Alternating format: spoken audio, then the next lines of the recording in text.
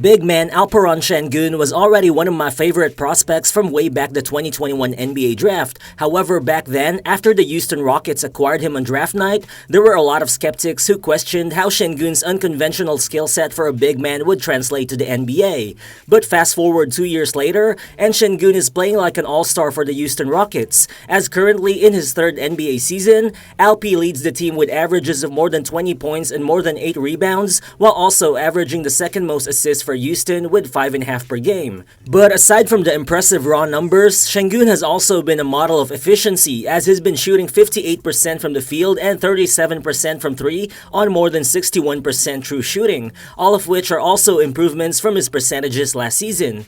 But the most important part about all of this is that Sengun isn't just putting up empty stats, as he's been recording all these high-level numbers while being the best player of a Houston Rockets team that went from having the second worst net rating in the NBA last season to currently having the 8th best net rating in the entire NBA. Well, for sure, the hiring of new head coach Ime Udoka, the additions of veterans like Fred VanVleet, Dillon Brooks, Reggie Bullock, and Jeff Green, as well as the continued emergence of Jalen Green and Jabari Smith Jr. have collectively built a cohesive system for the Rockets. But on the offensive end, even amidst all the scoring balance, Alperen Sengun's impact still stands out, as the Rockets are actually outscoring opponents by a whopping 18.3 points per 100 possessions when Sengun is on the floor.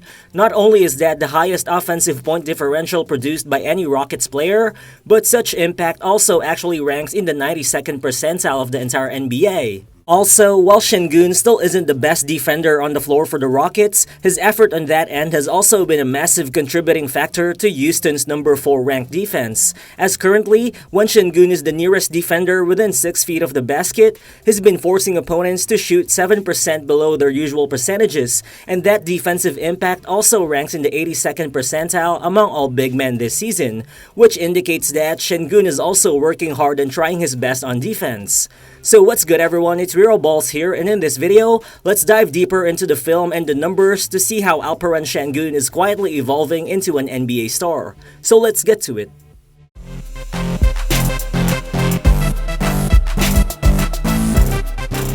This season, Rockets' new head coach Ime Udoka has got the team running a full-blown motion offense, which encourages a lot of ball movement as well as player activity without the ball. And at the heart of this new offensive attack has been Alperen Sengun, who has been used by Coach Udoka as a dynamic playmaking hub for the team. Well, the thing is, Sengun entered the NBA as already one of the best playmaking big men in the league. The problem was that the past 2 seasons, because Sengun was surrounded by subpar floor spacing and an offensive system that ran a lot of ISO-heavy basketball, he just wasn't fully empowered to leverage his elite court vision and advanced passing creativity on the floor.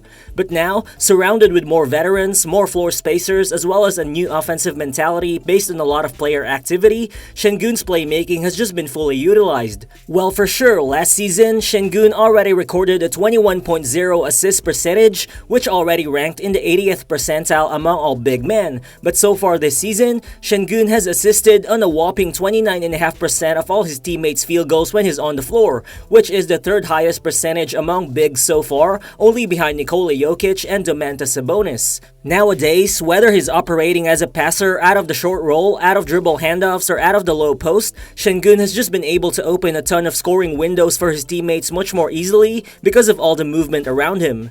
Just like in this play, you can see Sengun setting the high screen for VanVleet. VanVleet rejects the screen, and this looks just like a typical pick and pop play. But as he gets the ball back, Sengun notices the weak side cut from Jeff Green. So as he fakes a shot and gets all the defensive attention, he hits Green with a precise entry pass as he gets under the basket. Then here, Sengun sets another high screen for VanVleet, but this time you can see him taking advantage of the hedging defense by getting into the paint and forcing the switch to a smaller defender. And right here, he already knows that someone from the weak side is going to be open, so he reads the floor and he easily finds Reggie Bullock with a laser pass, which leads to the corner 3-pointer. But aside from just being a playmaker in this new Rockets offense, Sengun has also been taking advantage of the other playmakers around him so that he could function more as a play finisher too. After setting a screen, Sengun has been able to easily get to his spots with the help of Houston's other ball handlers, particularly Fred VanVleet. So far, Sengun and VanVleet has already formed a solid partnership as a pick-and-roll tandem, which has resulted in Sengun actually averaging 8.5 points per game scored as the screener out of pick-and-rolls this season, possession, which actually ranks first in the entire NBA right now, ahead of guys like Nikola Vucevic and Joel Embiid. Right here, against the Denver Nuggets drop coverage, watch how VanVleet hit Sengun with a precise pocket pass, giving him the runway to use his momentum going into the paint as Sengun uses his size and strength to finish the end one. Then here, it's another Sengun and VanVleet pick and roll, but this time, seeing that Sengun has a wide open lane, VanVleet throws the pass a little bit ahead, as all Sengun has to do is catch the ball before finishing the nasty poster on Zach Collins. But obviously, Sengun is expected to be a full-blown offensive engine for the Houston Rockets moving forward, and the good thing is, Sengun is more than capable of creating shots for himself, which is most evident when he is on the low block. Well, it's one thing for a big man to have strength to move defenders, but it's another thing to have the ability to twist and contort your body without losing your balance when you're trying to score on the post. Crazy thing is, Sengun actually has both, which makes it very hard for defenders to stop him when he's operating with his back to the basket. In fact, Sengun is currently generating 1.56 points per possession on post-ups this season, which is the second best mark in the entire league, only behind that of Kristaps Porzingis. Just like in this play, as soon as he forces the switch against LeBron on the post, watch Sengun just clear LeBron out of the way with just one power dribble before he just basically eats up space and contorts his body as he finishes the one-handed shot even against contact. Then this time, Sengun uses more of his finesse as he battles Daniel Theis on the post. He sneaks past Theis with a quick pivot to the baseline, sealing his position and bending his body before finishing under the rim. The crazy thing is, even when pushed further out from the paint, Sengun still has a variety of tools at his disposal. He has expanded his mid-range game to include some floaters, as well as a one-legged fadeaway that would remind you of Nikola Jokic. Here, after setting a screen, VanVleet doesn't even need to set him up deep in the paint, as Sengun just stops at right around 15 feet, catching the defense off guard as he launches the right-handed floater. Then here, from right around 20 feet, Sengun hits Jokic with a head fake and a couple of jab steps, which gives him just the right amount of space to drain the one-legged fadeaway even with the Joker's hand on his face.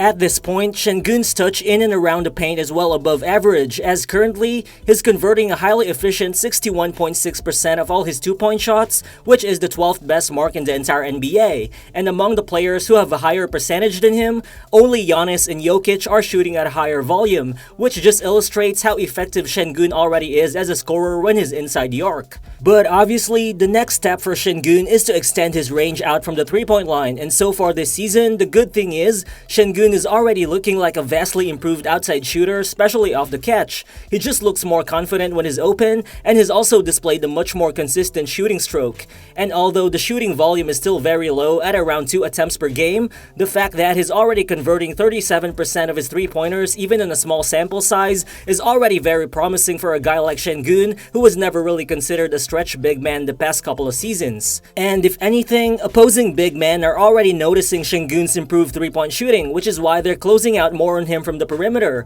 And in those instances, the good thing is, Sengun has also been able to utilize his handle and speed to get into the lane. Just like here, Jalen Green finds Sengun open at the top of the key. Right here, the threat of his shot forces Zubac to close out, but watch Sengun use the guy's momentum to blow by him as he just finishes right at the rim without resistance.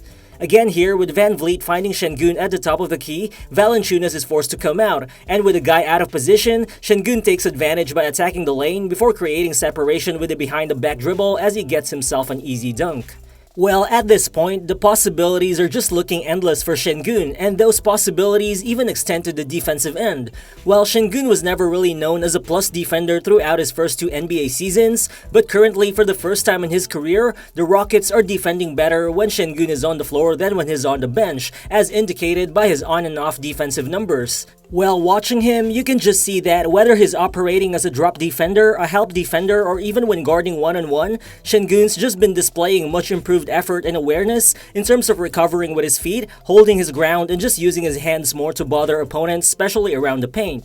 In this play, you can see Sengun trying to guard Jokic off the screen by Aaron Gordon. Right here, Gordon actually tries to force Sengun into a switch, giving Jokic an open runway to attack Jabari Smith. But just watch Sengun fight through the screen as he recovers into the paint, just in time to stifle the Joker with a block. Then here, you can see Sabonis trying to force his way in against Sengun in the paint, but you can see how Sengun just walls him off from any potential angle to pivot. And deep in the paint, Sengun caps off the possession by timing Sabonis as he gets the block right at the rim.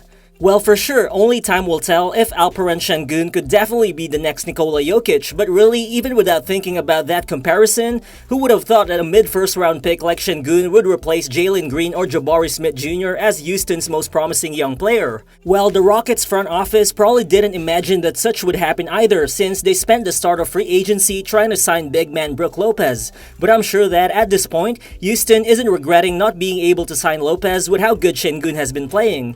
What's for sure right now though is that Alperen Sengun's development is accelerating the Rockets' winning timeline, and if Sengun continues to ride this trajectory until the end of the season, I think that the Houston Rockets should start thinking long-term about a future built around Alperen Sengun himself.